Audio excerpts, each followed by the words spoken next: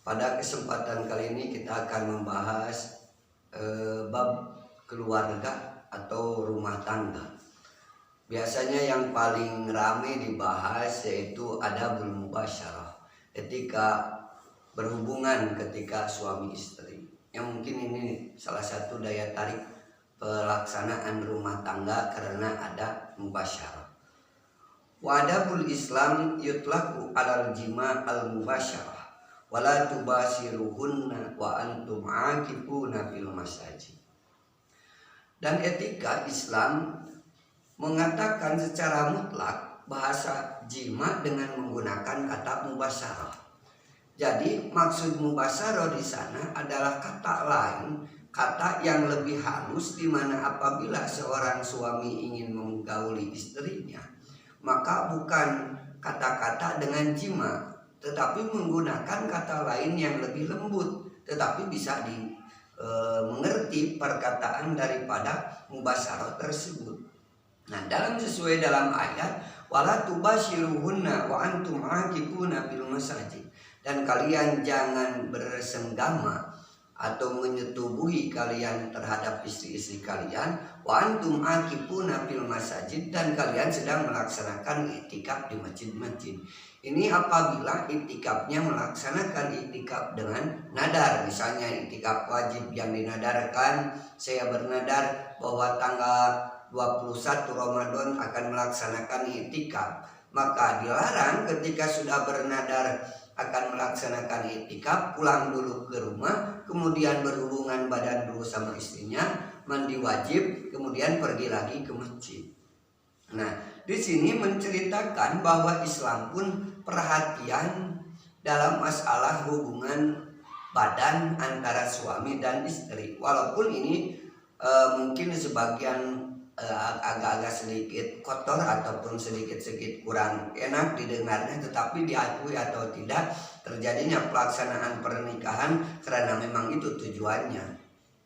Wal Islam yahtamu birrahatil jinsiyah, dan Islam menganggap penting antara relaksasi daya tarik lawan jenis, wa irwaul goriza, dan pengairan dengan menggunakan insting. Maksudnya di sini bisa dimengerti pengairan dengan menggunakan insting. Yang dimaksud pengairan itu apa? Insting itu apa? Jadi nisa hukum harsulakum patu harsakum. Wanita kalian, istri kalian adalah tempat bercocok tanam kalian. Patu harsakum.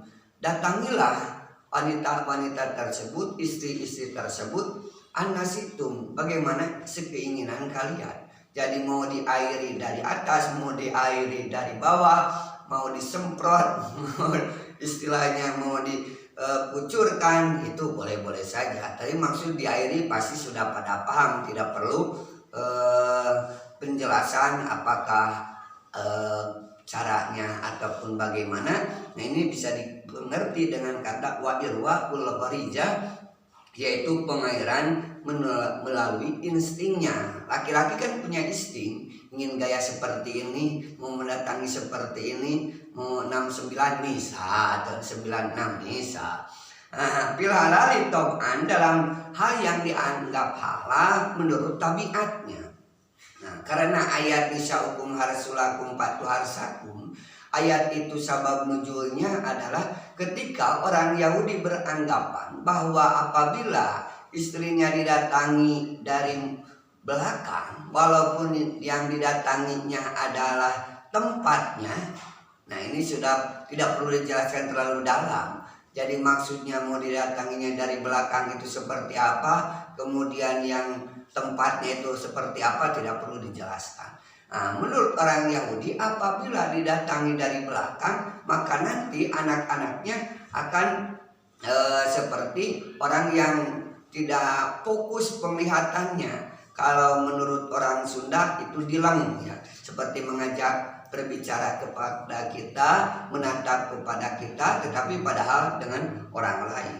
Maka ada beberapa ketentuan, kata Allah, nisa hukum harsulakum patu harsakum anasitum. Silakan datangi mau bagaimanapun sekehendak kalian. Nah, apa saja kiat-kiat sukses daripada mubasyarah tersebut? Nah, di sini ada 8 wanaso ihusamaniyah. Nasihatnya ada 8, kiat suksesnya ada 8. Mana yang 8? Yang pertama dikrusmullahi. Yang pertama adalah membacakan asma Allah, membacakan basmalah, bismillahirrahmanirrahim. Nah, ada yang membacakan doa Allahumma janibna syayatina wa janibis syaiton ma razaqtana.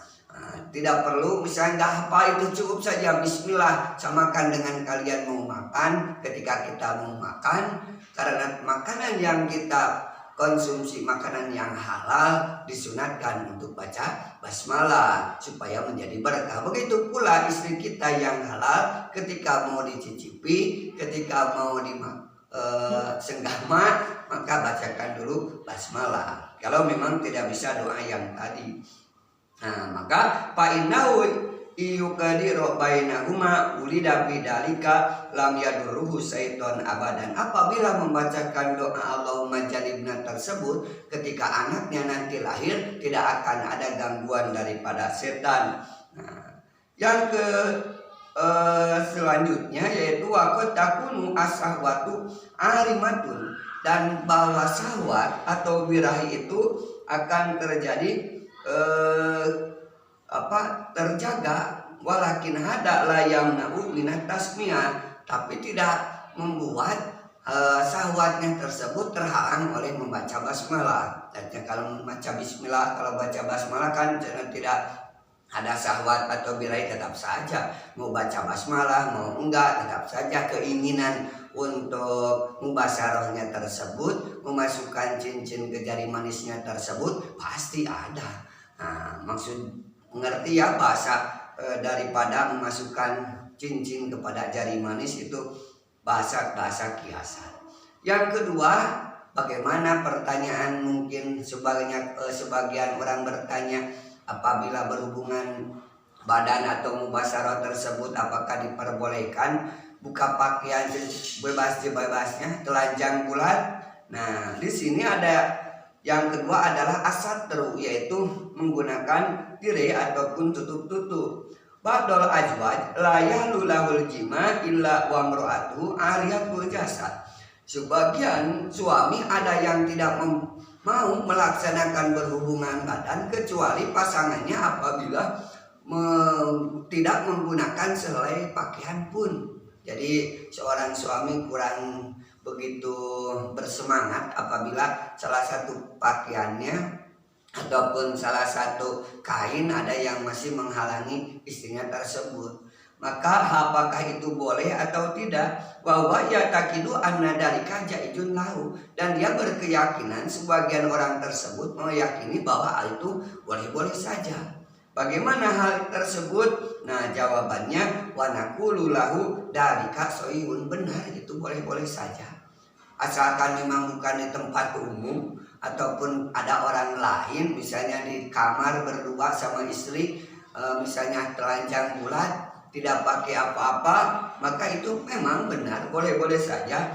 Walakinna nuhibu annah masafi uduni, akan tetapi saya lebih menyukai ketika akan berhubungan badan dengan suami istri tersebut, yaitu ada kata-kata yang diperdengarkan kepada wanitanya tersebut fi udunihi, di telinganya tersebut. Bi annal mar'ata la tastarihu lil umri fi hadhil hal, bahwa sesungguhnya wanita tidak akan nyaman telanjang dalam kondisi seperti ini. Kalau wanita yang mempunyai perasaan, masih punya rasa malu, pasti wanita tersebut tidak nyaman apabila telanjang bulat, kecuali memang perempuannya memang sama keinginannya seperti itu.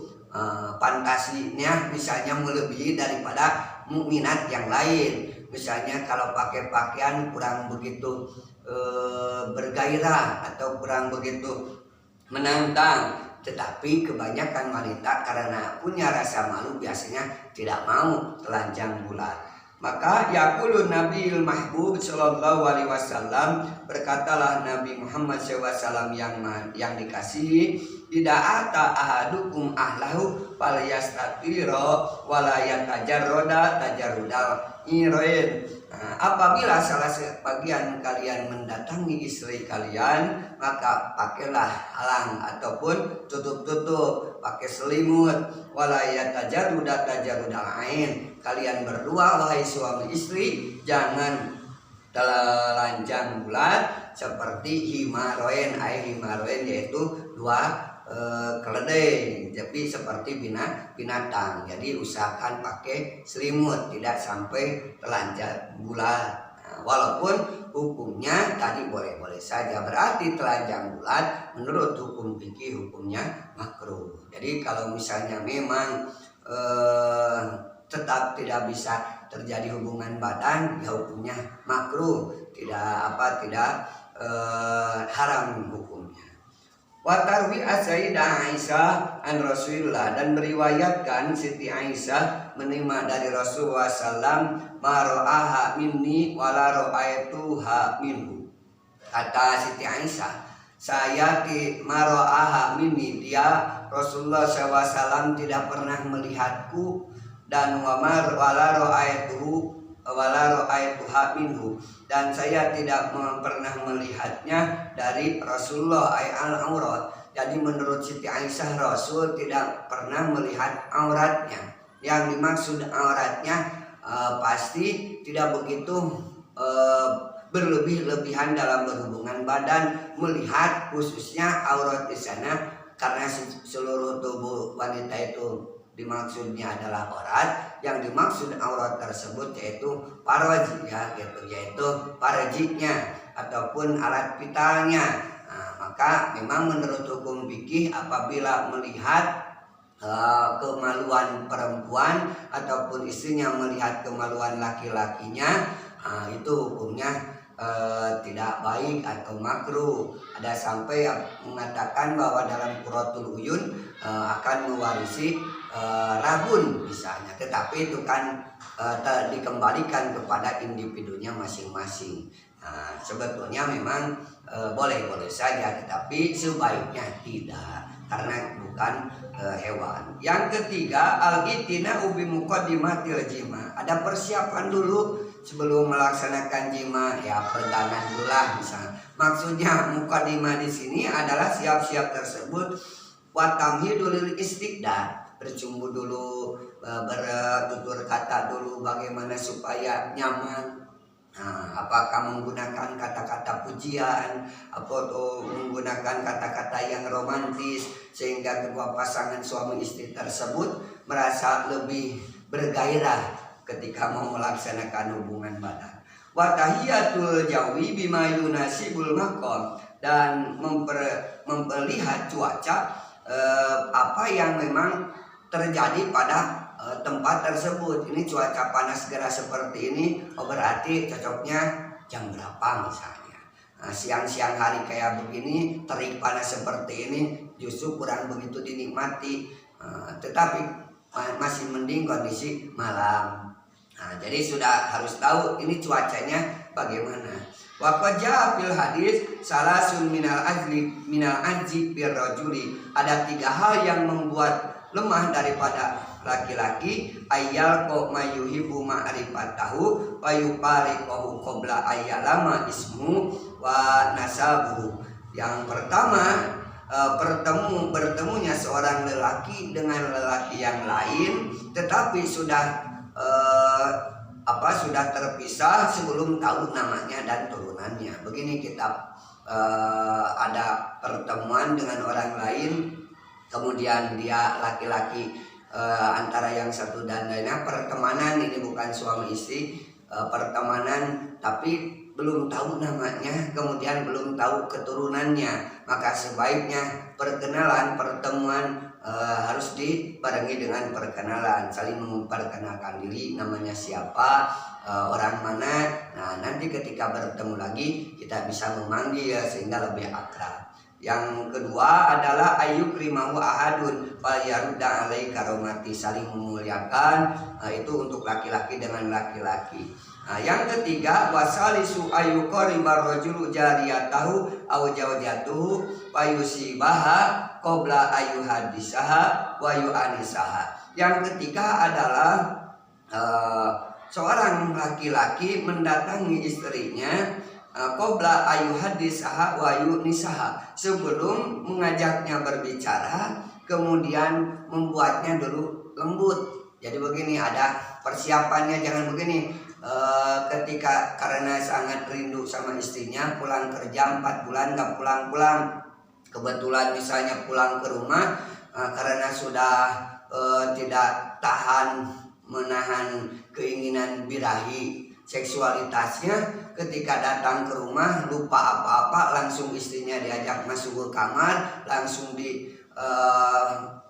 ditelanjangi, langsung naik. Jangan seperti itu, maka itu kurang baik. Maka ada dulu persiapannya. Kalau istrinya pun begitu, jangan suami ketika minta jatah pakaian seadanya tanpa bersolek. Persiapkan dulu bagaimana supaya suami kita lebih menghargai kita, lebih bergairah ketika kita akan melayani suami. Dandanan seperti mau ke pesta, di make up seperti orang yang mau pergi ke pesta. Jangan sampai suami enggan berhubungan badan dengan kita karena kitanya tidak mempersiapkan diri. Kemudian suaminya berpaling kepada wanita lain, bukan salah suaminya tetapi salah Anda, seorang istri tidak pandai menyenangkan hati suaminya.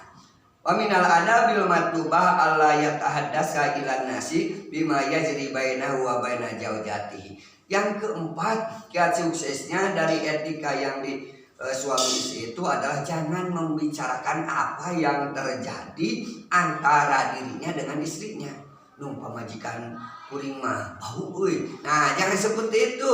Jangan dibicarakan kepunyaan suami saya itu kecil. Kalau punya orang lain kan katanya, punya tetangga saya tuh katanya pisangnya pisang raja atau pisang Ambon. Punya suami saya si kecil, cuma pisangnya juga pisang butitina misalnya, atau dikatakan buka pisang limpung. Nah, karena kecil ukurannya, jangan seperti itu. Kekurangan pasangan jangan pernah dibicarakan kepada orang lain. Halakodoil watori, ketika kondisi sedang melaksanakan jima.